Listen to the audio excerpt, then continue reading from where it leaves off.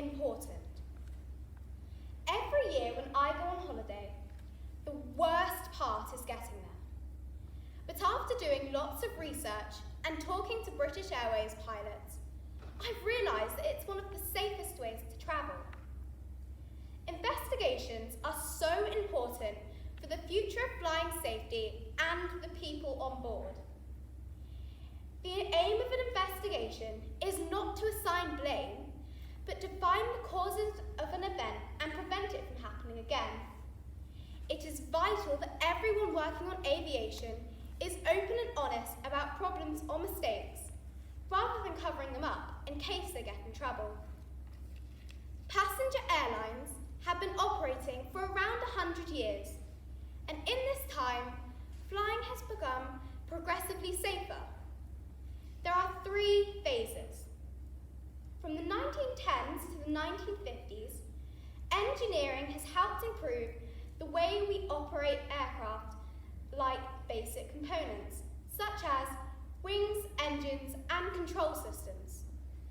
From the 1950s to the 1980s, changes to operation has helped improve the way we fly and navigate aircraft.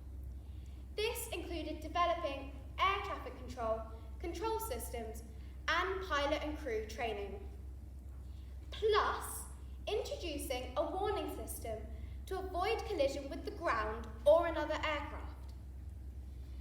Since the 1980s, awareness of human factors is the most important contribution investigators have made to aviation safety.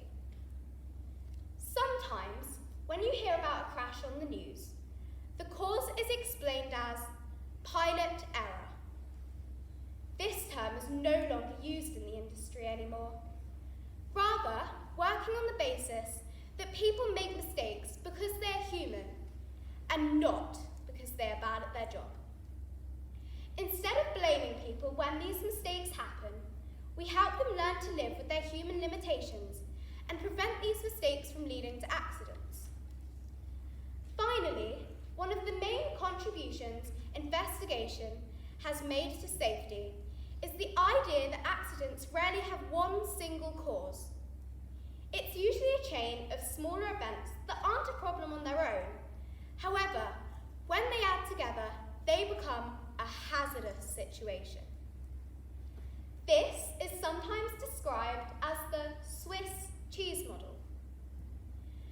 This means that each part of operation is a slice of cheese, like the aircraft, the weather, the pilots, the crew, and air traffic control are the slices of cheese. None of these systems are perfect, so they have holes in them. As long as these holes don't line up, there shouldn't be an accident. Let me give you 3 examples to illustrate this.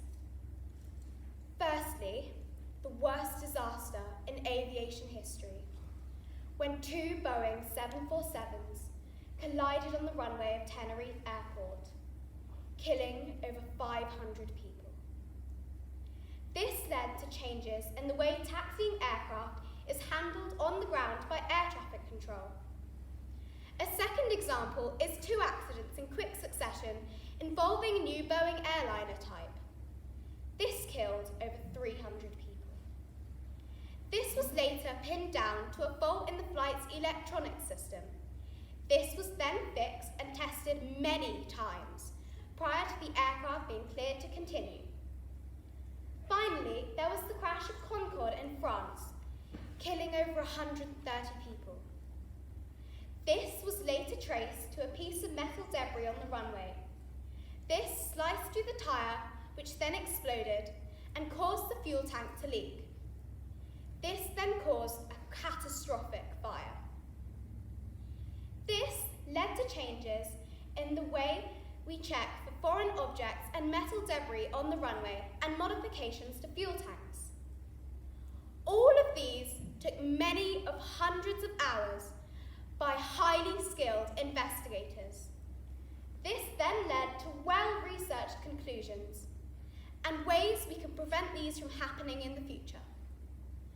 For all these reasons, I would argue that air crash investigation is vital to the the future of aviation safety, thereby opening up the world to many of us.